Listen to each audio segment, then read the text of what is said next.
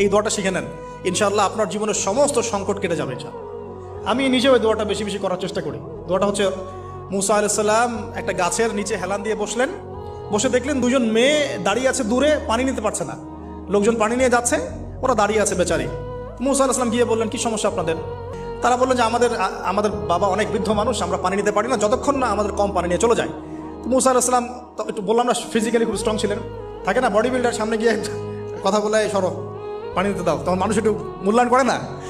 তো মুসা আলাইহিস সালাম এভাবে পানি নিয়ে দিলেন এবং বাছুরদেরকে পানি পান করালেন, করিয়ে গাছের নিচে এসে বসে আছেন। বসে বসে তিনি দোয়া করছেন, এই যে দোয়াটা তিনি দোয়া করছেন, রব্বি, একটা নেক কাজ করলেন, নেক কাজ করলেন না, মানুষের উপকার করলেন, নেক কাজ করে এসে গাছের নিচে বসে দোয়া করছেন, আল্লাহ এখানে তো আমার খাবার পানি বাসস্থান কিছুই নাই, আমি কি করব? রব্বি ইন্নি লিমা আনজালতা ইলাইয়া মিন খায়রিন ফাকির, রব্বি ইন্নি লিমা আনজালতা ইলাইয়া। এই দোয়াটা শিখে নেন।